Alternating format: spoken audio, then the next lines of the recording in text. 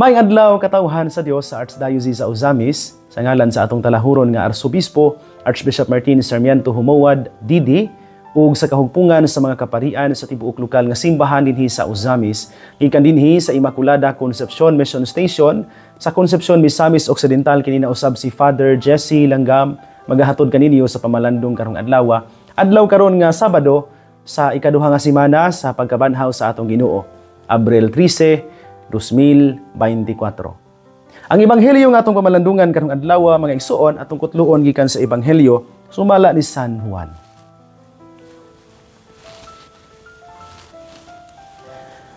Sa pagkasawumsum na nangadto sa lanaw ang iyang mga tinun-an ug nanakay og sakayan, unya nanabuk-balik sa Capernaum. Apan gabi na lamang wala gihapon mahiapas kanila si Jesus. Niadtong higayuna nagbalod pag-ayo tungod sa kusog nga hangin. Ang mga tinun-an nakagaod nag 5 o 6 ka kilometro sa dihang nakita nila si Jesus nga naglakaw sa tubig ug nagkaduol sa sakayan ug nangalisang sila. Si Jesus miingon kanila, "Ayaw kamo kahadlok kay ako kini." Nalipay sila nga mipasakay kaniya ug diha-diha ang sakayan midunggo sa dapit nga ilang gipadulngan. Mga igsoon, ang ebanghelyo sa Ginoo. Daygon ikaw, o Kristo. Mga igsoon ko diha ni Kristo maayong adlaw pag-usab kaninyong tanan. Dunay usa ka karaan kaayo nga trick.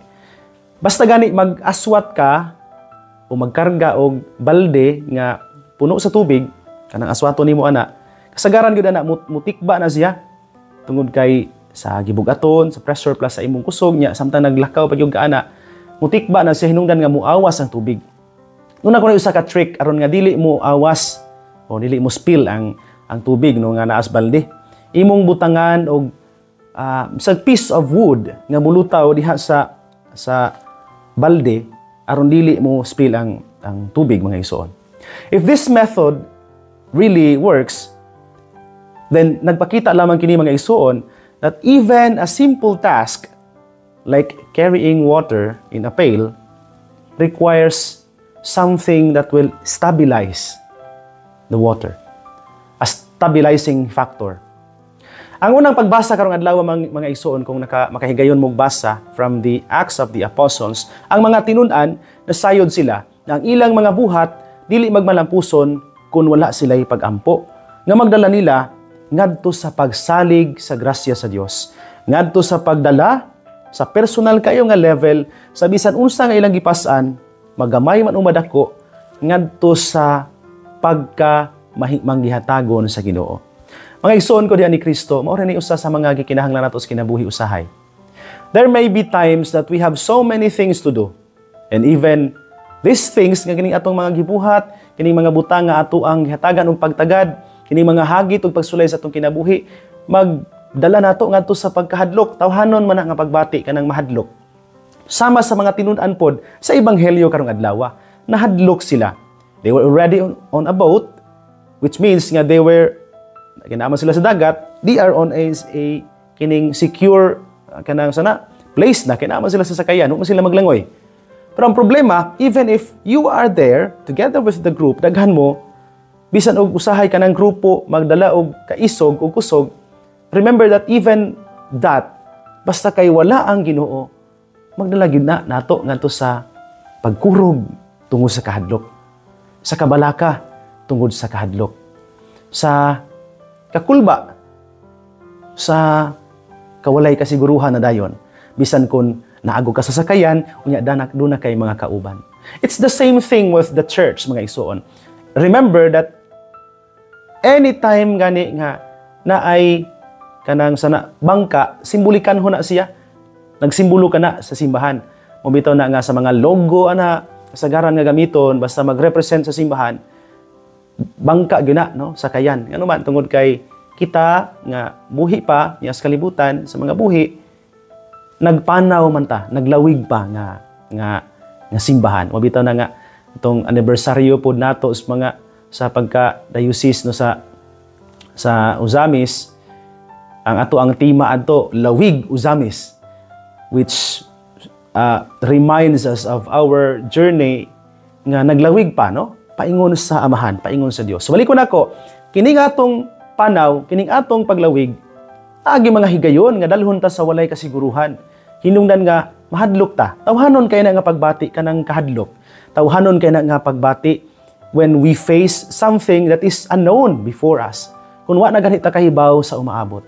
But this is exactly the moment that I'm telling you, my dear brothers and sisters, nga gikinahanglan tang mo angkla to something that will stabilize our fear. To something that will stabilize not our fear but our emotion.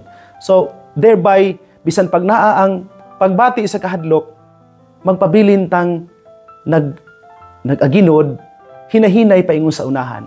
Tungod kay bisag nahadlok ka, naglaom ka o nagtuo, nga di gyud kabiyaan pasagdan sa Ginoo. Mao ni ang gibuhat sa mga tinunan sa nang pagbasa.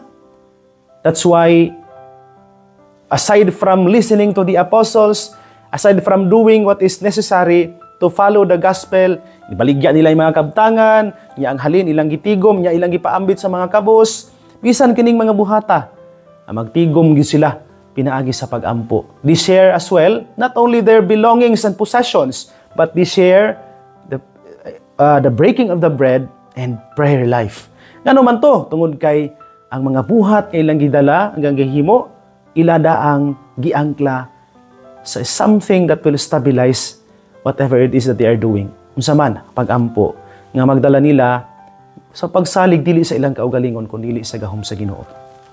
Kamalupod ko mga igsuon nga kamo usab sama nako, mubati og kahadlok. Ako personally daghan kog mga kahadlok, mga kabalaka dinhi sa parokya tungod sa unstable nga financial situation, mabalaka sad ko. Gani miaging semana naguol ko kay naguba ang akong sakyanan, ang kaliper.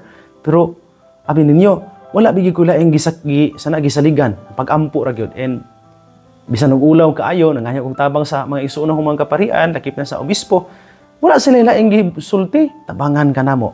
Nabayaran na ako ang kanang guba.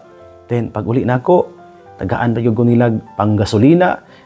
Kana bang pagbati nga, yes, you will be afraid because there will be moments and times in our lives, in our journey nga makasinati gyud tag mga kahadlok. Tawhanon man na siya yung pagbati. Pero knowing that God is there with you, then bisag mahadlok ta, di ta angay mabalaka. Musalig lang ta nga tabangan ta niya. Akong balikon, bisan og unsay mahitabo sa kinabuhi, bisan og asa dadalhon sa atong panginabuhi, sa atong panaw sa kinabuhi, sa atong panaw isip simbahan, naaman tingali mga panahon nga pakurugon ta, uyugon ta sa sitwasyon, hadlukon ta sa mga kasinatian, ilan ta mawad sa paglaom, nga naara gyud ang Ginoo ng tabang nato.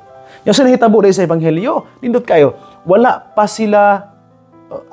pa makabalik si Jesus samtang naglakaw, nagpanaw na, nagbiyahe na kining mga tinunan. Tiyo mo na? Nya samtang nagbiyahe sila, that was murabaog kanang sana timing sad kaayo gyud nga samtang nagbiyahe sila ni kusukuso sila sa dagkong mga balod. Mao tingali na pod.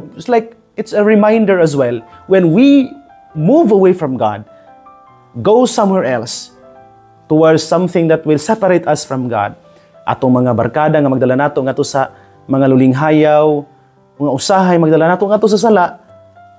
Nalayo na nato sa Ginoo, mao nang mga panahona nga uyugon tas mga pagsulay kay wa man ang Ginoo. Pero sa nahitabo, pagkataod-taod ni abot ang Ginoo. Well, maybe tungod kay moingon tingali taog tungod na kay musakay magyud si Jesus. But it could be because Jesus knew that his disciples are now in danger tungod sa ilahang paglakaw, paglawig nga wala siyang kauban. Hinungdan nga miabot si Jesus o misakay taliwala nila o miingon, ayaw kamo kahadlok kay ako kini. Tiyo mo na. Akong balikon, sa mga higayon nga mupalayo ganita sa Ginoo, mao gyud nang mga panahona nga sulayan ta sa demonyo. Mao gyud nang panahona nga sulayan tag-ayog tay ugon ta sa kinabuhi. Mao nang mga panahona nga mugrabe sa datong pagsulay tungod kinalayo man ta sa Ginoo. But remember, we have to call unto God. Patutawgon siya aron mangayo ta sa iyang panabang og grasya. Yung sinahitabo, pag-abot, pagsakay ni Jesus, nakadunggo, niabot dayon sila sa baybayon, niabot sila sa ilang gipadulngan. Tunay giingon sa in English, you are safer anywhere else. Basta kay naa ka uban sa Ginoo. And you are unsafe anywhere you will be, basta wala gani siya uban nimo. Akong balikon mga igsuon, kining ebanghelyo ha karon nagdala nato sa pagpamalandong, sa pag-angkla sa tanan natong mga buhaton adlaw-adlaw, diya sa pag-ampo, pagsalig kanunay sa grasya sa Ginoo. Ug sa mga panahon nga mahadlok ta tungod sa tawhanon kaayo nga mga kasinatian sa kinabuhi, atong saligan nga naara siya ug andam kanunay mutabang nato. Ug sa mga higayon nga di ta malimot, sa mga higayon gani nga mopalayo ta sa Ginoo, mao ginang mga panahona nga mas dali tang duulon sa pagsulay og kalisdanan. Nabitaw daghan kaing mo ingon ati na lang kung musimba Father tungod kay daghan mang problema gyapon bisag sig simbaw sig ampo. Nah, musamot gyud na, mas musubra hinuuna. Kung di na ka magsigig ampo, di na ka magsigig simba, magampo gyud. Magampo gyud. Nya, ang pag-ampo akong gisikutan din dili ra pud nang pag-ampo ra mag-ampo ra sad ka kung naa ka sa kalisod o kaguol, magampo kita kanunay, bisan kung naatas mga kasinatian sa kalipay. Akong balikon mga igsoon, ang ebanghelyo nato karong adlaw, nagpahinomdom ka nato karon to kanang sana to kanang iangkla nato ang ato, ihigot nato ang atong kaugalingon ngadto to something that will stabilize any situation nga atong matubang. Kinsa man na hiyas pagampo sa Ginoo, ang Ginoo. Hindi ta malimot nga bisag unsay mahitabo, dili o gili gyud tabiyaan niya sa kinabuhi. Hinaot pa unta. Mga igsoon ko diha ni Kristo dinhi na lang kukuto bapan sa dili pa nako tapuson kining pamalandong. Tuguti una ako sa pagtunol sa akong greeting sa tanan karong adlaw nagsunod dining atong programa kaninyong tanan. Daghan ug daghan kaayong salamat sa inyong makanunayon ug walay puas nga suporta kanato dinhi niining atong pamalandong. Akong pasalamat sa mga pamilya nga suki kay natong tigpaminaw diha. Happy weekend dinyo no. Labi na gyud diha sa Banyadero, salamat kay ninyo diha sa inyong makanunayon nga pagsunod ug pagsuporta nato didto mami atong yaging semana tungod sa meeting. Sus grabe gyud mga tawo nga nagbaha ganilahang Father, i-greet mi sa imuhang pamalandong Father tungod kay paminawan bigyud mi no. Munang usahay din ako sila i-mention tungod gibalik-balik ra mong mga ngalan. Pero maikog sa ta no tungod kay muhangyo masad gyud. So akong greetings di ay karong kang Sir Alan ug Ma'am Chris Lubitania, kang Sir Dado ug Ma'am Benny Canunio, kang Tatay Ben ug na Rafael Estosi nga karon apas sa Australia. Bisag tuwa sila didto, tan-aw gihapon sila pamalandong no. Bisag one day ahead ta. Sakto ba ko murag kita man una. Sila mo'y una. Pero makapatan-aw ra gyud gihapon sila no sa ato ang pamalandong uban namong duha ni Archbishop Martin atong Arsobispo. Mo nga baliko nako magpasalamat no ini mga tawhana kang Nanay Helenovo and family, kang Dr. Lady ug Kuya Aldrin Perez and family, kang Paridaril ug Rixen Estose, kang Kuya Archie Ante Angel Banjala, kang Rodel ug Emma Alamilio and family, kang Sir Tata Kong and family, kang Ma'am Mercy Kong, salamat kayo. Kang Nanay Joy Idol and family, salamat. Kang Kapitan Reynal Asok and family, kang Ma'am Emma Filipino and family, kang Ma'am Marisukson Gamboa and family, good morning, salamat kay ninyo. Kang Kuya Bugsi Sulir, kang Kuya Bibing Mindes, salamat kay ninyo no. Kang Nanay Sario Takan, salamat kayo sa bugas nay no atong yaging adlaw imong ipadala namo no. Sa pamilya Takan, de Los Santos, Medes Caruso, kang Nanay Luling, kang Nanay Gloria, salamat kay ninyo. Kang Pari Osfer Arivalo and family, kang Pari Dudong Tumataw and family, kang Pari Ramil Uringot and family, salamat. Kang Nanay Dora Liagas, kang board member Emmy Lahay-Lahay and family sa Lahay-Lahay family ninyo diha nos Pantaon may muntag. Kang Ma'am Josie, Ma'am Juday Lahay-Lahay sa Uman, Hermoso, Lagat family, good morning no. Kang Ma'am Marceline Trimasio and family, kang Ma'am Rosvilla Kalimpusan and family, kang Ma'am Nida Munoz and family, salamat kay ninyo no sa inyong makanunayon nga pagsunod o pagsuporta kanato dinhi nining atong programa. Salamat kang kuanday no kang Kuya Richard Bation and family, sa pamilya Amparado, Johnson, Macabio, Laranjo, salamat kay ninyo no. Kang ako pod nga pasalamat kang Kuya Sanig at Marites Waminal no, salamat kay sa inyong makanunayon nga pagtabang nato no sa ato ang pamalandong sa ato mga buhat ug lihok dinhi sa parokya, salamat kay ninyo. Kang Titunik ug Ma'am Nimfa Sitaka and family, kang Kuya Luloy Lumakad and family, kang Tatay Boy Nanay Kunsing, kang Gabriela Acalar, Ma'am Irene Palgan, kang Sir Joel Aclao, kang Marifeg Julil Ladion, kang Nanay Waning, kang Delmag Adela Bacod, kang Ma'am Evelyn de Gracia, salamat kaayo. Kang Nanay Grace Ann Pang-an, kang Ma'am Janice Sinilong, salamat kay ninyo diha, no? Kang Nun Miguel Nunez, salamat kaayo ninyo, no? Ako po nga pasalamat sa atong mga listeners sa Facebook, sa mga social media platforms na to. Kang Ma'am Ella Acunia, kang Ma'am Maya Aligrado, kang Danilo Pañares Jr., kang Lourdes Felipe, kang Cirila Pudyutan, kang Rosemar Marmis, kang Florante Sumatra, kang Rose, salamat kay ninyo diha, no, sa inyong magkanunayon nga pagsuporta nato. Kang Pariduming o ati Lablab Gayula, no, salamat kay kang Ma'am Lizel og Julius Bungabong and family, kang Ma'am Ate Gipper Ikaw and family, kang Shurin Mendoza and family, kang Grace, kang Ma'am Melody Sagan, kang Imelda Flores, kang J. Jose Cabaron, kang Elmar Abilay, kang Juan Gonzaga, kang Emilda Dula, kang Maricel Alho, kang Eden de la Rosa, kang Grace Cambarihan, kang John Ray Solomon, salamat kaayo, no? Kang Ma'am Jessa, salamat kaayo po nimo sa kaninyong tanan, no, sa mga nagsunod nato diya sa ato ang mga social media platforms. Salamat kay sa inyong magkanunayon nga pagsuporta o pagsunod nato dinhin ining atong programa. Mga igsoon, dinhin na lang kukutob, ayag kalimot, ang pulong sa Dios ang ayan gayud nga pamation, pamalandungan o paningkamutan nga mapuy-an. Bulahan ang tawo nga naningkamot magpuyo sa pulong ni Jesus, sama siya sa kakahoy nga gitanom daplin sa sapa, kansang mga dahon, bisan kunting init dili gayud malaya, og timpo sa ting bunga muhatag usab sa kanunay maayong bunga. Igsoon ugma na usab, uban sa panabang ug pangamas atong mahal nga inahan, si Santa Maria atong gitawag mga misamisnon ug ang Birhen sa kuta, ang Dios sa kanunay magapanalangin unta kaninyo. Sa ngalan sa Amahan ug sa Anak ug sa Espiritu Santo. Amen. Magamping ug magampo kanunay. Igsoon.